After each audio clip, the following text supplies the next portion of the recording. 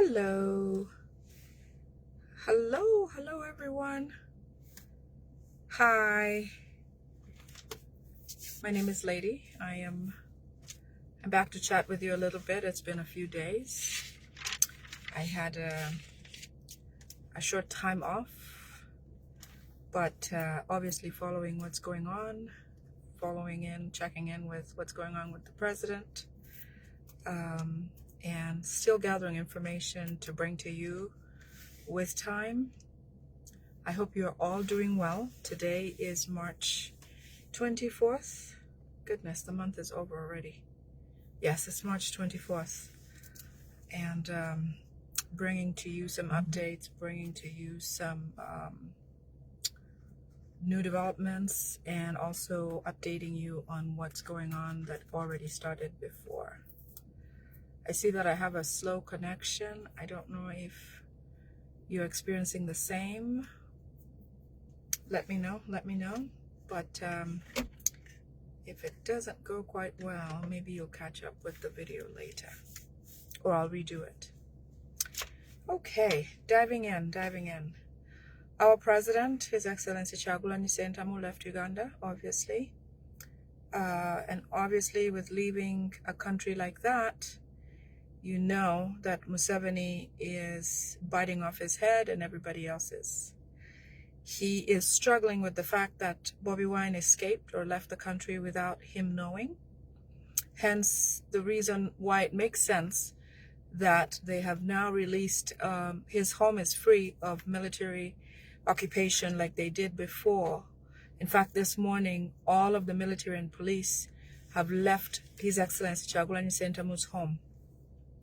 It was published or talked about by NTV journalists who are always ready to speak Museveni's mind.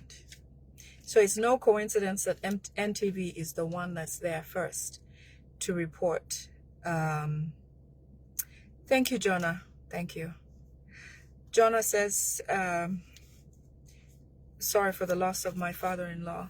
Yes, you all know that Jacob's father passed away on the 20th of March, which was the same exact date where the late Jacob passed away 4 years ago. It's very unfortunate. Muse is very dear to my heart. He's a wonderful man. He loved me and never stopped loving me. So there's a thing where when you're married into a home, you feel at home based on the reception you get from everyone else, including the one who's taking you home. I never felt otherwise with Muse. Always, he knew and treated me like a very special daughter-in-law. So my heart goes out, obviously, to everyone, close family, grandchildren, great-grandchildren, siblings, children of Muse. It's very sad for our loss. Very, very sad. Muse will miss you. We'll miss you very much. Okay, thank you, Jonah. Thank you for bringing that up. I was not going to speak about it, not because of anything bad, but it felt a bit personal. But that's fine. That's perfectly fine. Okay, so back to updates. Alice, so good to see you. Afuusikidde. Yeah, going back to updates. Jonah, you have been so busy. I've watched all your updates coming in, and you have kept me informed on things that are happening elsewhere and in Uganda. But thank you. I appreciate your presence always. So starting right away, Museveni continues to figure out a way to get a hold of Bobiwine, even if he's abroad right now. He has pushed billions and billions of Uganda shillings into ESO. ESO is external security organizations that work for Museveni. Every country has one, some sort of foreign mission that goes out to do, intelligence activity. But Museveni's case, obviously, he's looking for a way to either poison or kill His Excellency Kyagulanyi Ssentamu. Those billions of dollars that have been pushed out into the diaspora are specifically to be used by people who are going to pause as he's wanting to fund his campaign. the struggle, trying to fund. As you know, all of the funds that they have in Uganda have been frozen in the way of freezing the NGOs funds and activities in Uganda. That was swept into it. So NUP, even if they wanted to, they have no access to their money in Uganda because Museveni has put a tight lock on it and they can't use it. So there may be a bit of a struggle here and there, but there's also a lot of funding that's pouring in from everywhere. Okay, a lot of funding that's pouring in. So Museveni is going to use one of those funding sources to try to pause or pivot as, you know, a sympathizer or a friend of Uganda or a lover of NUP, who will then act as if they're funding him. And in connections or meetings, this and that, they hope to poison His Excellency Kyagulanyi Ssentamu, or they hope to cause a scuffle, cause some kind of, scuffle or shakeup in a place where they all are, and they will then shoot or assassinate him and name it, whatever was happening as a result of what was going on. He got killed. So being abroad or Uganda is not safe for His Excellency Kyagulanyi Ssentamu. Share this video wherever you can, where it's useful. He truly is not safe abroad and in Uganda because Museveni continues to look for him. Museveni continues to fund people to try to take his life. I understand Muhoozi says Bobiwine should never be allowed back in Uganda. In fact, he has a personal mission with his uncle Salim Saleh to make sure that Bobiwine does not return to Uganda. In their sayings, and what they think is that with Bobiwine away from Uganda, they will have another 50 years of rule in Uganda. But if Bobiwine comes back, it means any day, any minute, any time, they will lose the presidency, they'll lose power or grip of Uganda. So let us all be protective of our president. If you hear something, if you see something, let us know, let anybody know.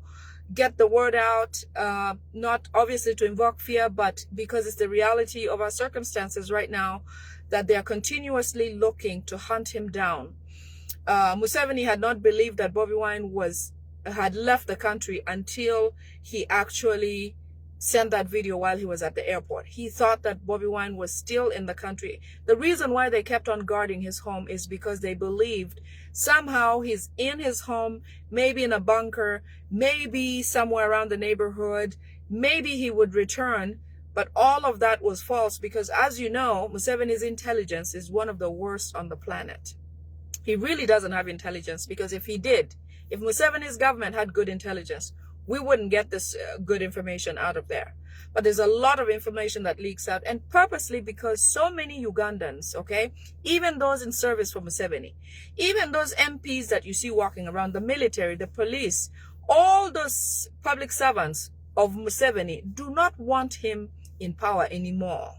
Okay, you know, that's the reason why some of them that he only suspects of sharing information, he will kill. He doesn't joke around. He doesn't. In fact, he has put out word to, or a command to, the police and the military to try to find the people who leak information to William, who is Asimwe Wile, Bible and Politics, the one who I work very closely with, the one who does Luganda version and I do the English version. That one, Museveni wants him somehow, or he wants the people who share information with him. The other one, the other prominent person that shares information publicly and a lot of Museveni's secrets is Lumbuye. He has been here for a long time. He has done what we are doing now. We are kids compared to him. He has done amazing work. Okay, I mean, hats off for Lumbuye for a very long time, for staying the course and doing what is right for Uganda. He continues to do. So Museveni says he needs to get information about who are the informants of those people. So even if he tries, I think Museveni's generation is out the door. There's no way that he thinks that he, using his own mind, his generational gifts, to try to take our gifts or take the gifts of the youth and how they share information and all of that. So as much as he tries, he won't succeed. Okay. Moses Ali, many of you saw the way Moses Ali was dragged recently while at a public function. I think because of his dementia, being old and just being tired of living properly, something happened, something struck him. I don't know if it was a stroke or some sort of behavior that got him off his normalcy. And he was dragged like a sack of potatoes, just dragged out of that place where they were in a meeting. Well, Moses Ali's life his health has taken a turn for the worse. But while that is happening, as you might know, Moses Ali served in Idi Amin's government. Moses Ali has been a lot of things since before Museveni. He was in Idi Amin's military. He was once a rebel. When Museveni came to power, Museveni signed him on with a special agreement to work for him.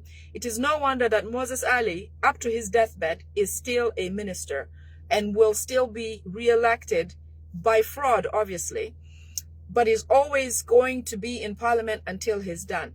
But now that he's on life support, Museveni and his family are signing over all of his assets. All of Moses Ali's assets are being signed over to the Museveni family.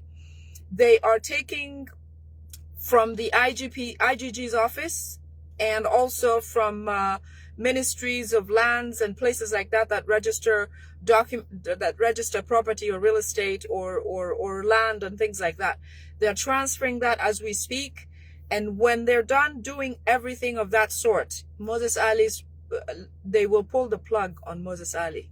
Unfortunately, that's how Museveni functions. So they're signing everything over at this moment, and when they're done, they'll be done with him. Museveni is now moving on to the next thing. Museveni is very fearful for his life. He feels like he is either going to be taken alive to go and answer questions with the ICC and other international bodies, or he feels like he could be assassinated any time. He's protecting himself and Muhoozi because he doesn't know what's going to hit him from where. Which truly, he doesn't know what's coming. But what's coming is not normal. And he knows damn well because he is that kind of person, okay? Museveni has punished people for anything, whether they've done it or not. Whether they've acted on something or not. Whether he has proof or not. It is how he feels. That somebody lives or does not. So he feels like he must hide away because what he does to people is coming to him. Okay, so he's worried about that, and that's why one of the videos that has come out has shown him walking by himself, because even when he walks on the streets, they have to block both ways of traffic. Oncoming and ongoing traffic has to be blocked. If not, last night I posted something on my page where it says that Museveni has ordered that no certain vehicles should not be on the road anymore. And that's the purpose, is that because there had been a plan that had been hatched by the youth and people, you know, not people power, just people want change. They hatched a plan whereby if they could, whoever has a large vehicle that can drive them into the streets of Kampala or wherever they are, and just park. Everybody drive and park, cause congestion. That could cause a change of government. So that talk has gone around. And so Museveni now knows that could be something that could happen if hello Francis, if they decided to move on with that plan. The other thing that he's worried about is, if not the military or the people that are Ugandans in the forces, like the military and police, if they decide, he knows that he can't pull it off. Even if he has SFC is not as many as the several Ugandans that are in the military that are, you know, assigned or signed up to the job day in, day out. He feels like, and he knows, in fact, Museveni said something. He said that somebody had said that he shouldn't worry about anything happening to him because he's secure. And that, you know, Ugandans love him and all of that. And Museveni said, no. They don't love me anymore. The thing that Ugandans will celebrate the most in recent times will be my demise. So, in essence, he knows exactly what sentiment we have toward him. He knows that with everything, all efforts underground that are going on, you know, abroad, in the diaspora, KDF and everyone else, all efforts, or to squeeze him, and he feels like he has lost. In a meeting where Museveni, Kayihura, Amama Mbabazi, Mugisha Muntu, what's this guy called Ndugu? That gentleman. They sat together and agreed that surely they have lost, the NRM has lost grip on power.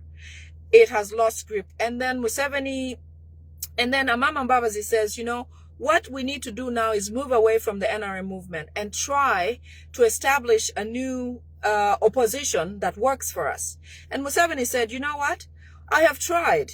I have tried with Besigye. I've tried with Amama Mbabazi. I have tried with Mugisha Muntu. I've tried with Mpuga. I've tried with PLU. Do you see how all these opposition have been purposely made by Museveni to keep him in power? Can you imagine the names that he's listing? Including Besigye, who now is pretentious in prison. Besigye is counted among Museveni's projects of creating an opposition to try to move away, to sway hatred away from the NRM. Imagine that. Just imagine that in their meeting where Kayihura, Museveni, Amama Mbabazi, Mugisha Muntu, and Ndugu, Rugunda, sit together and try to come up with ideas. And one of the ideas is to create an opposition party. And then Museveni answers and says, no, I've tried. If we create something new, it will not work because all the opposition parties I have created have died a natural death because Ugandans don't fall in love with them. These parties include the party of Mpuga, the one, is it ADF, something like that?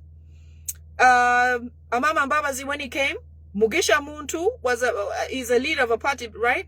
Although he voted for Museveni. You know, the likes of Besigye. Besigye has been there all along since opposition days. Besigye has been there. So Besigye has been a design of Museveni all this while. All this while. Okay? The other thing is the artists who were very excited about the new law, copyright law. So copyright law, let me just, I wish I had a lot of time to, maybe I can do a separate video. When a law is to pass and become effective, there are several different stages. So my artists, so whoever the artists are in Uganda, Salim Saleh is now happy that you guys are off his hands. In fact, he called you Mazi. Mazi, which means feces. Something of waste, okay? That's what Salim Saleh called the artists of Uganda. I am done with that waste. I hope they don't come back to me. So in essence, the copyright law that you're celebrating that has passed has not passed. Has not been signed into law. It's ineffective. It takes several stages for something to be legal and to be followed and to be set in stone as part of the laws of the land.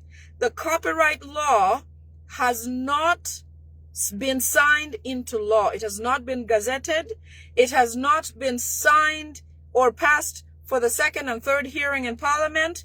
It has not met all the requirements for it to be active. First of all, Museveni cannot give you copyright laws the liberty. Cannot give you copyright law because it then gives you powers. Even if it's meaningless power, he will not give you the power to exist as independent and successful without him being able to yank your strings. He can't do that. There is nothing good that Museveni does for Ugandans. So as you celebrate that, know that it is useless. It is non-existent. In fact, all he gave you is something for you to lose focus on him.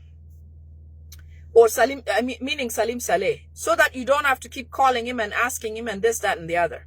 Obviously, a lot of our singers or artists don't labor very much to educate themselves or learn about, I don't want to insult anyone, but I'll leave that.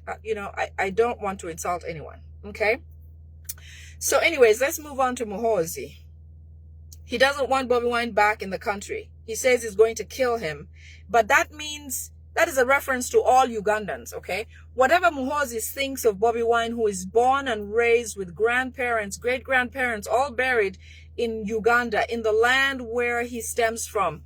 But Muhoozi does not want a native of Uganda back to Uganda. How do you all feel? How do we feel who live abroad? They don't want us back in our country. The reason why they celebrate sending people to go and study here, go and do this, go and work in the Arab world and all this stuff is to go. Yes, Maureen Lewis, I agree with you. I do. I think for most of us Ugandans, we've been shortchanged. I worry mostly about my northern Ugandan people because of the period that we were in the camp. Most of the younger generation did not get the opportunity to study.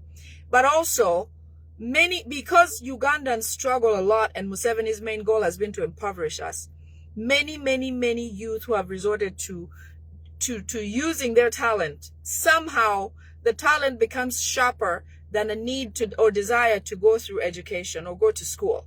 And I'm not blaming anyone. It's just the circumstances that have driven us to this, to being who we are. But with that said, I also would like for you to take a magnifying glass and look to what they are calling the copyright law. And also just teach yourself the processes it takes to lead a bill to becoming law. It is not yet a law. So please stop celebrating it. Salim Saleh calls you guys feces because you are celebrating something you don't have in your hand. Okay? Let us take pride in knowing that we are Ugandans and that being Ugandan is enough to start from. Just being a born Ugandan, we are enough. Enough that we don't have to totally depend on these people. That will give us the fuel to move on to get rid of these people that don't want us to live. Don't want us to live. Several youths have disappeared, continue to disappear from the ghettos and parts of Kampala or Uganda in general. Anybody who's a staunch people power or NUP supporter, if you're waving the flag, you're associated with NUP, many youth are disappearing without a trace. Nobody you see your friend today, tomorrow they're gone, and then you don't see them ever again. So the genocide continues, as you know, like Museveni always did. Genocide in Uganda continues quietly this time, because they're not going to shoot you in broad daylight. They will take you and you'll never return. So document. Okay. Yes. So Bobiwine's home has now been freed after 3 months. Okay. That goes to show you that they wanted to capture him. Even if several apologists, Mukasambide with the cross eyebrows, comes on TV and says, oh, we were not looking for him. Nalweso comes out and says, we knew he was living somewhere. In fact, he was eating fene and all that. No. They wanted to capture Bobiwine. As I described to you, Museveni wanted him alive so that he can decapitate him himself. Okay? Himself. Fuel prices are going to go up further because when the Iran war started, Museveni said to Ugandans via the news that he's going to try not to increase oil prices or gas prices. But obviously that is just to hoodwink you, because in the background he went and discussed with the neighboring countries so that they can all increase prices at once. Even if that oil does not directly affect Uganda, it shouldn't. Iran oil should not affect Ugandan oil and oil prices, because there are ways around it. Not that we have our oil that we're using directly right now, but there are ways where that oil and price hike and the war does not affect us directly. But Museveni is desperate for money. He does not have money. Okay? He does not have money. So he wants to take money by all means. Apparently, fuel prices are going to go up by 200 shillings. But he's also going to seek some funding from Parliament to subsidize. Always seeking subsidies because he needs money for himself. Several members of Parliament and public servants have not been paid, and they don't look to get paid anytime soon. Okay? So I talked about that. Museveni will disappear from the public eye in the next few days, especially after swearing in. He says that because he's fearful of things going on or something hurting him and his son, he's going to even live abroad, maybe Tanzania, in that place where they built the city of. He's going to move away and start to live in places where he cannot be found or be seen. In fact, it's likely they'll pronounce that he's no longer president. They'll plan some sort of switch or coup, but he wants to disappear because he knows that they want to take him alive or dead. Okay.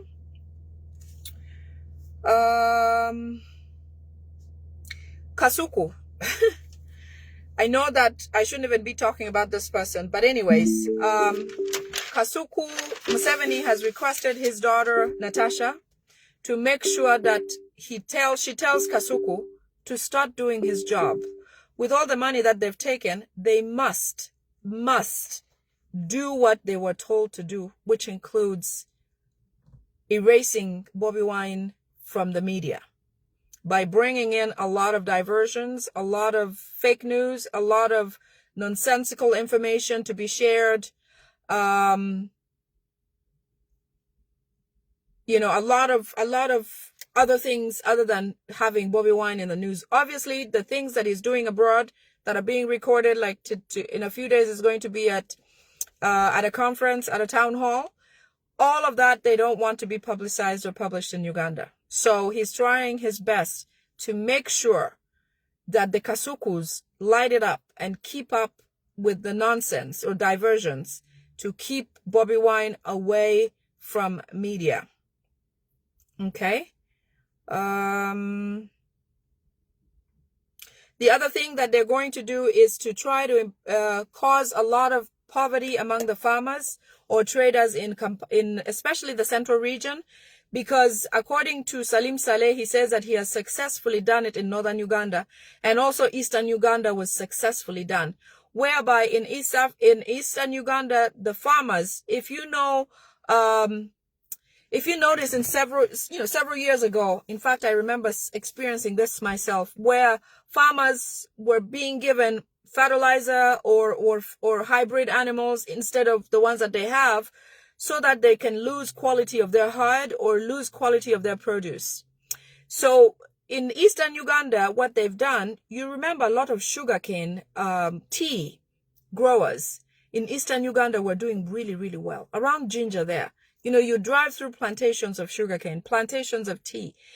What they did was to give those farmers loans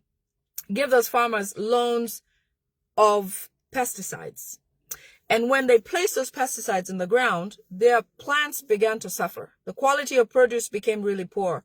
And that affected their gross survival in terms of income, in terms of product. But what they did was these Rwandese people, when they move into an area, what they try to do is try to give people money, okay? So that eventually you give up your land in exchange for, because you've suffered so many losses, you don't want to do anything else about it. So the sugarcane plantations or planters, in fact, my own uncle has grown soybeans a lot. They'll come to you and say, grow this product because we're going to buy it. Whatever acreage you have, we're coming to take the full thing.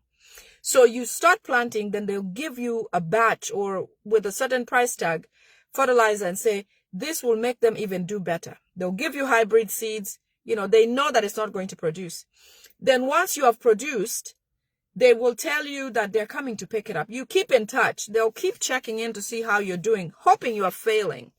If you're doing a bit better, they'll say, add the fertilizer. Keep doing this, keep doing that, intentionally to destroy the crop. So once you have produced and they're ready to pick up, they will give you a story of some sorts like, the trucks have been held, or there's been an accident, the trucks have been destroyed, or, give us a few more days to make sure that whatever you have in stock will rot or the price will drop, such that by the time they come to pick up what you have left, you have nothing to get you the amount they promised you. With that, you will keep chipping away, giving away part of your land, parts, so that you only have a compound, maybe where your burial ground is. That's how Acholi land is almost completely gone. Teso, Eastern Uganda, Busoga, you see those farms. You know, a sugarcane plantation or sugar used to cost quite a bit. Now, you have a whole truckload of sugar canes, and it will cost you maybe 500,000, a whole truck full. And yet you spend 15 million trying to just raise the crop, you know. So things like that have caused quite a bit of poverty, and they're intending to make that even worse. Salim Saleh is the big brain behind that. And so are the other Rwandese that they control, that bring in to the country to try to take over people's land. It is insane. But this is, poverty in Uganda is a government policy. It starts in the government, in State House. Poverty in the mind, poverty in actuality, in real life, in productivity. Poverty everywhere is what their goal is. Okay? Lastly, I have Museveni wants a photo op with Kabaka of Buganda. As you know, the Kabaka of Buganda does not agree with how Museveni behaves and what he's doing and all of that, but he's also under a lot of pressure. But just being who he is. The guards are not the Buganda guards anymore. The guards are actually Museveni's guards that guard him. So it is a matter of life and death for him for certain decisions. But Mayiga, who is Museveni's agent, who is the Katikiro of Buganda, is the one who has promised to bring Museveni to Kabaka in a disguised manner. I don't know if he'll wear a gomesi or he'll be in one of the sugarcane trucks or be in among matoke hips. I don't know. But Mayiga will bring Museveni from wherever he is to go and take a picture with Kabaka before his swearing-in ceremony, because Museveni is desperate to look legitimate. His desperation for legitimacy is going to intensify going towards swearing in, if he does swear, which we don't know if he will truly swear in. But according to his plans, that's one of them. Okay? Those are my updates for today. I will be back tomorrow. I'm back to work. Okay? I hope you're all well. I love you and live you. Thank you. Bye-bye.